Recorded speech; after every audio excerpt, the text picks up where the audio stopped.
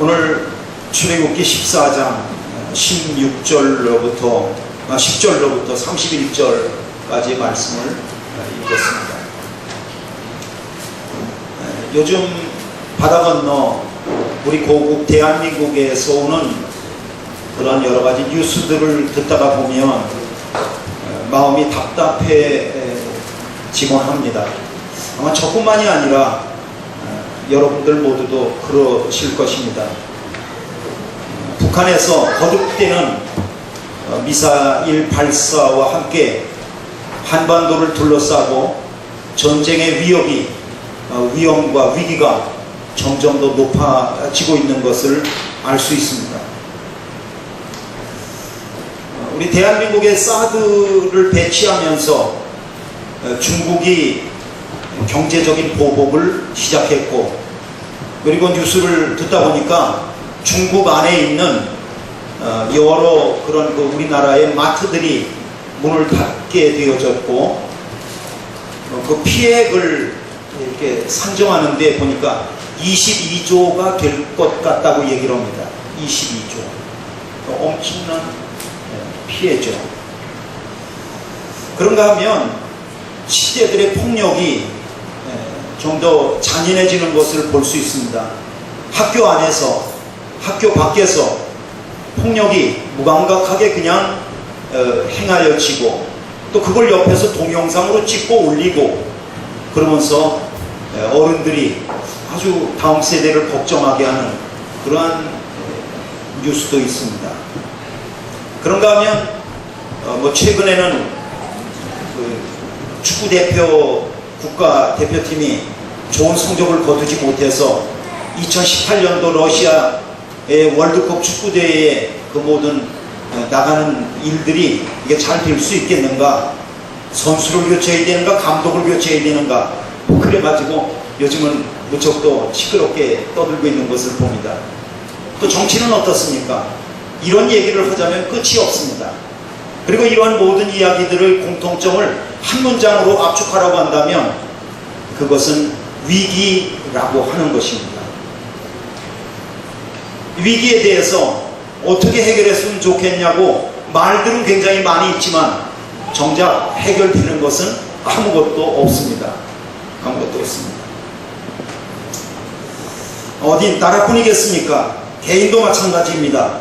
구체적으로 저와 여러분들도 필리핀에서 살아가면서 매일매일 크고 작은 위기들을 겪으면서 내일은 또 어떻게 살아가지?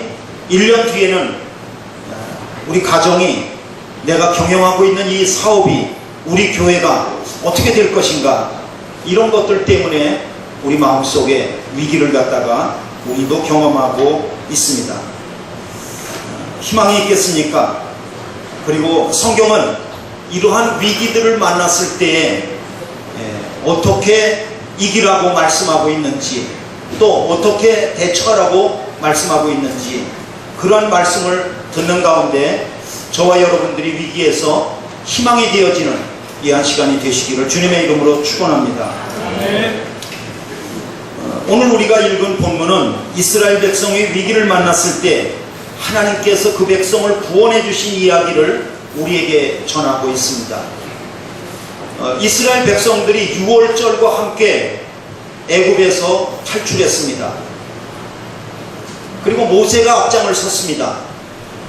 그리고 무엇보다도 하나님의 구름 기둥이 이스라엘 백성 앞서서 그들을 인도하고 있습니다. 그런데요, 하나님의 구름 기둥이 이스라엘 백성들을 어디로 인도했냐 그러면 다름 아닌 홍해 바다 앞으로 인도한 거예요. 홍해 바다 앞으로 인도한 거예요. 그런데 더욱 놀라운 것은 그들이 뒤를 돌아다 보니까 바로 왕이 이끌고 있는 전차 부대가 그 뒤를 갖다가 쫓아오고 있는 거예요. 쫓아오고. 앞을 봐도 길이 없습니다. 뒤를 봐도 길이 없습니다. 앞을 봐도 희망이 없습니다. 뒤를 봐도 희망이 없습니다. 그래서 우리는 이럴 때 사용하는 단어가 있는데 그게 바로 뭐라 그러냐면 위기라고 그런 걸 위기라고 해요. 그런데요, 놀랍게도 하나님은 위기를 만난 이스라엘 백성들에게 큰 기적을 베푸셨어요. 길을 만들어 주셨어요. 어떻게 길을 만들어 주셨냐면 바다 밑바닥, 그 바다 밑에 거기다 길을 내신 거예요. 여러분, 사람의 눈으로 보이지 않는 그 바다 속에다가 길을 내실지 그걸 어떻게 알았겠어요? 그러나 하나님의 지혜 속에는 이미 바다 밑에 길을 만들어 놓고 있었던 거예요. 이스라엘 백성들이 그것을 못 봤을 뿐이죠. 못 봤을 뿐이죠. 하나님께서 모세에게 명령하셨습니다. 모세야, 내 손을 바다 위로 내밀라. 하나님께서 명령하신 대로 모세는 그 손을 바다 위로 내밀었습니다. 그러자 손을 내민과 함께 동풍이 불기 시작했습니다. 큰 동풍이 불면서 바다를 밀어내가지고 그리고 바다 밑바닥을 육지를 만든 거예요. 그리고 바닷물은 이스라엘 백성들이 그 육지를 밟고 마른 땅을 건너갈 때 좌우에 물벽이 되어진 거예요. 그래서 무려 200만 명 정도가 되어지는 이스라엘 백성들이 그 바다를 육지로 건넌 거예요. 애굽 사람들은, 그리고 애굽왕과 마병과 병거들은 이스라엘 백성들을 뒤쫓아 왔습니다. 그리고 그 바다 안으로 가운데로 들어왔어요. 그때 하나님께서 모세에게 또다시 명령하셨어요. 모세야, 내 손을 바다로 내밀어서 다시 물이 흐르게 하라. 모세는 하나님의 말씀을 듣고 순종하여서 지팡이를 든 그 손을 바다 위로 다시 내밀었습니다. 그러자 바닷물이 다시 흐르면서 뒤쫓아오던 그 애굽의 모든 군대들은 물속에 빠져 죽게 되어졌습니다.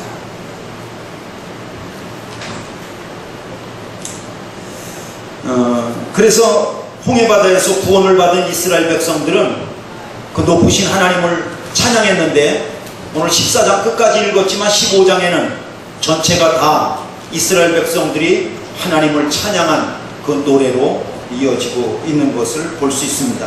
이것이 바로 3500년 전에 이스라엘 백성들이 하나님의 구원을 경험했던 이야기입니다. 이스라엘 백성들의 하나님의 구원 역사를 경험한 이야기는 정말 드라마틱합니다. 야, 이럴 수가 있을까? 이럴 수가 있을까? 저는 10개 영화를 봤습니다. 여러분도 보셨을 것 같습니다. 그리고 그 10개 영화 속에서 지팡이를 든 모세가 손을 바다 위로 내밀고, 그리고 바다가 갈라지면서 이스라엘 백성들이 그 물벽 사이로 있는 바다를 육지로 건너는 그런 광경이 아마 지금도 눈에 선하게 들어올 것 같습니다. 그러나 어떤 사람들은 이스라엘 백성들이 바다를 육지로 건넌 이야기에 대해서 굉장히 의문점을 제기하고 있습니다. 세 가지입니다. 첫째는 이스라엘 백성들이 홍해 바다를 건너서 시나이 반도로 갔다고 하는데, 지리학적으로 어떤 지점이냐, 그걸 몰라요. 아직도 모르고 있어요. 여기일 것이다, 저기일 것이다, 이렇게 추측은 해요. 그러나 정확히 알지 못해요.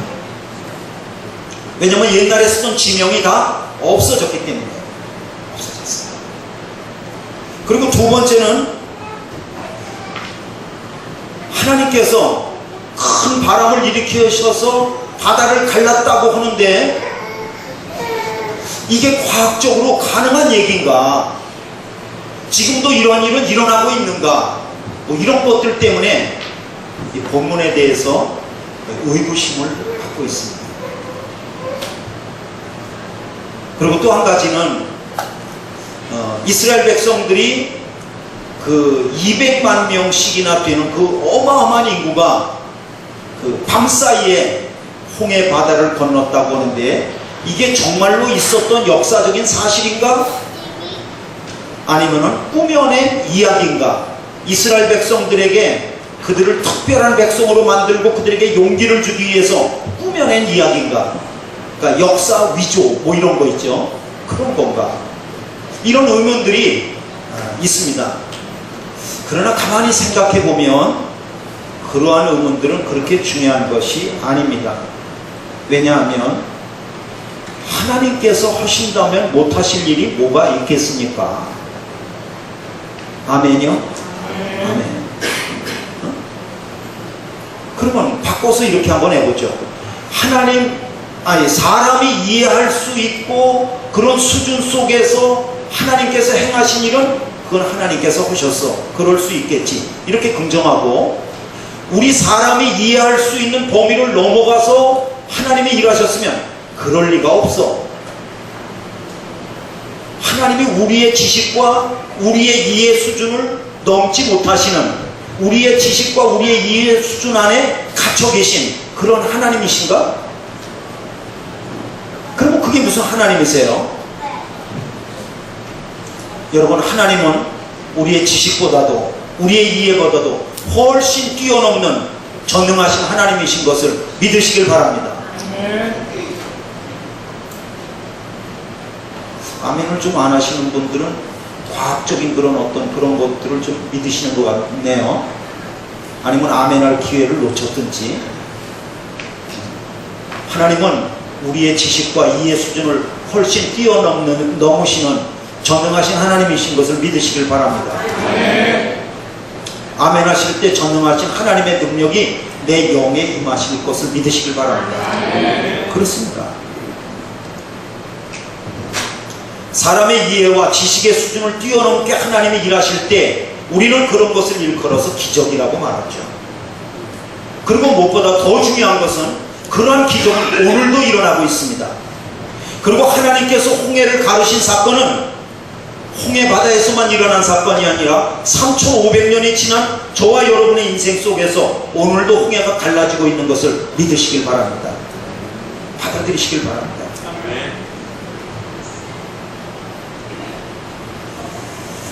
본문은 위기 가운데 있을 때 하나님께서 어떻게 우리에게 기적을 베푸시는가 라고 하는 것을 소개하고 있습니다.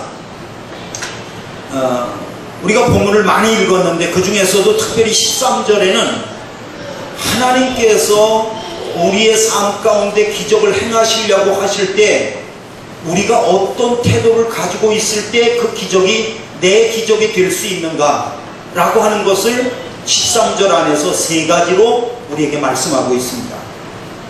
그 세 가지가 뭐냐면, 첫째는 두려워하지 말아야 될 것을 말씀하고 있습니다. 13절에 그 처음에 보면은 두려워하지 말고 그런 말씀이 있어요. 우리에게 위기가 찾아올 때 우리에게 또한 동시에 찾아오는 감정이 무엇인가를 우리에게 가르쳐 줍니다. 그것은 뭐냐면 두려움이죠. 두려움입니다. 성경에 두려워하지 말라고 하는 말씀은 매우 많이 있습니다. 그런데 두려워하지 말라고 하는 말씀이 어느 곳에 언제 쓰였는가를 가만히 이렇게 두려워하지 말라고 하는 말씀을 쭉 읽다 보니까 주로 언제 기록되어져 있냐 그러면, 하나님께서 하나님의 백성들에게 큰 일을 행하시려고 할 때에, 하나님께서 하나님의 사람에게 큰 일을 행하려고 하실 때 그때 반드시 그 앞에 놓는 말이 뭐냐면 두려워하지 말라는 거예요. 그러므로 저와 여러분들이 하나님께서 우리 이해와 지식의 수준을 뛰어넘는 하나님의 기적을 경험하려고 한다면 먼저 두려워하지 마시길 바랍니다. 두려워하지 마시길 바랍니다. 왜요? 두려워하면 하나님께서 일하시질 못하는 거예요. 하나님도 어떻게 할 바를 모르시는 거예요. 우리가 담대하고 하나님을 바라볼 때 하나님도 우리를 통해서 일하시는 거예요. 그러나 여러분 생각해 보십시오. 위기가 찾아왔을 때 두려워하지 않는다는 것은 쉬운 일이 아닙니다. 쉬운 일이 아닙니다. 그러나 우리에게는 한 가지 믿음이 있습니다. 그것은 뭐냐면 하나님은 위기보다 더 크시다. 아멘. 네. 하도 아멘을 안 해서 이때는 하셔야 된다고 제가 유도를 하고 있는 겁니다. 오늘 영적으로 좀 이렇게 침체되어 있는데 아멘이라고 하시면 목소리를 통해서 영이 통하고 올라갑니다. 일부러라도 아멘 하세요. 그렇게 하시면 올라가는 거예요. 우리의 영성은 목소리로 표현되고 목소리가 커질 때 우리의 영성도 회복됩니다. 그래서 일부러라도 아멘 아멘 하셔야 돼요. 아멘하라 그러면 막 거북스러운 막 여기서 욕하는 생각이 막 떠오르는 사람이 있어요. 그거 안 돼요. 그 마음을 빨리 아멘 아멘 억지로라도 하셔야 돼요. 그래야 막 바뀌게 돼요. 두려워하면 하나님이 일하지 못하신다. 두려움보다 더 크신 하나님을 믿고 하나님께서 내 조그만 사람의 위기 속에 찾아오시면 하나님께서 못하실 일이 뭐가 있겠는가. 이러한 믿음으로 나아가시기를 바랍니다. 하나님께서 기적을 베푸실 것입니다. 두 번째로 하나님께서 우리의 삶 속에 기적을 베푸실 때 우리가 해야 될 것이 있습니다. 그것은 뭐냐면 우리의 입에서 원망하는 말을 제거하는 것입니다. 어떤 말을 제거하라고요? 원망하는 말, 불평하는 말. 이거를 제거해야 우리의 삶 속에서 기적이 일어나요. 13절에 두려워하지 말라고 한 다음에 뭐라고 써 있어요? 가만히 서 있으라는 거예요. 가만히 서 있으라는 거예요. 하나님께서는 이스라엘 백성들에게 가만히 서 있으라고 말씀하십니다. 가만히 서 있으라고 하는 말은 내게 할 게 아무것도 없다는 거예요. 내가 아무것도 할 수 없으니까 위기죠. 할 수 있다면 그게 무슨 위기겠어요? 할 수 없으니까 위기죠.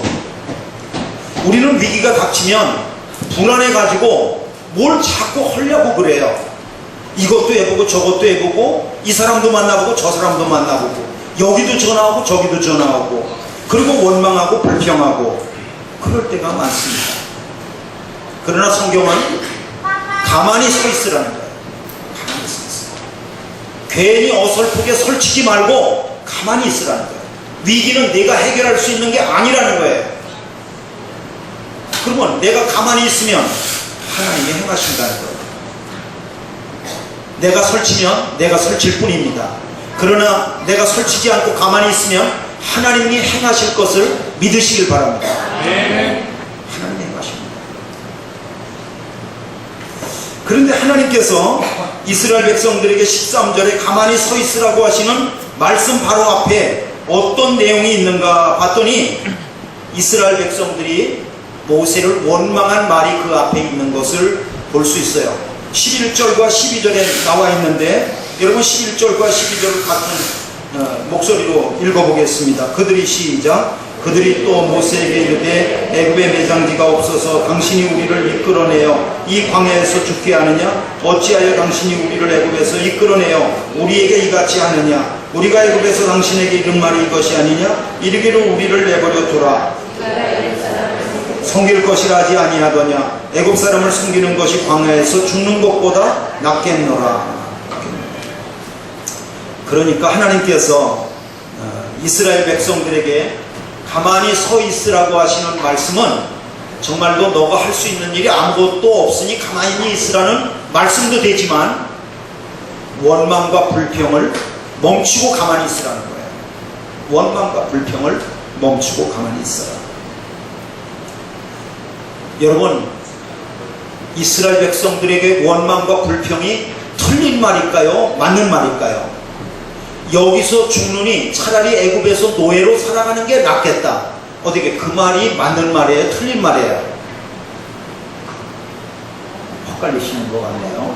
맞는 말이죠.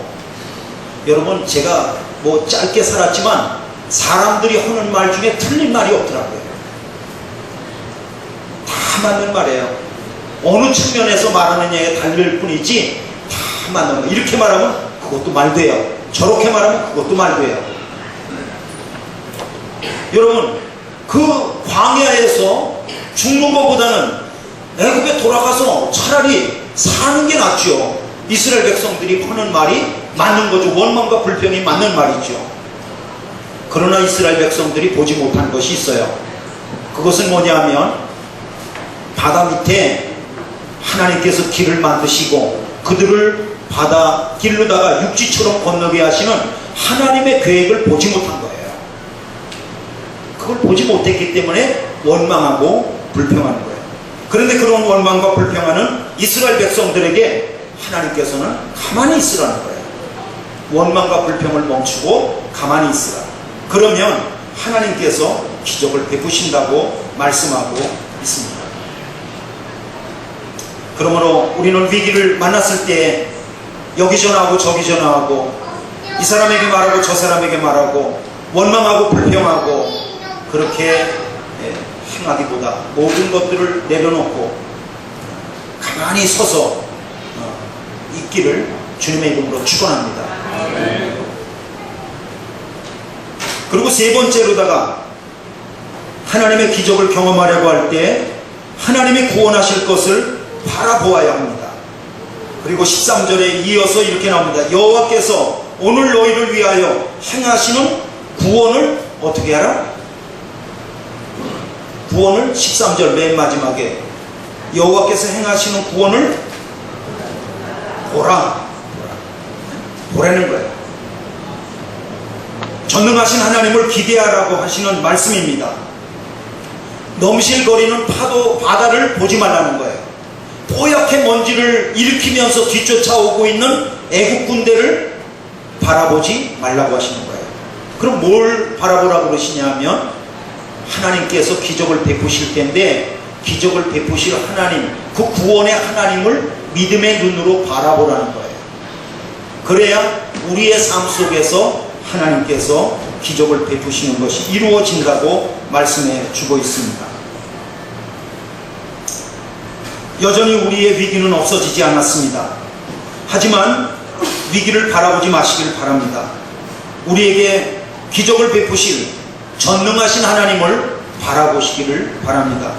하나님께서 우리가 알지 못했던 그러한 바닷속에 길을 만들어서 이스라엘 백성들을 인도하신 것 같이 하나님께서 저와 여러분들의 위기 가운데에서도 그러한 숨겨놓은 길을 갖다가 보게 하시고 그 길로 걷게 하실 것입니다.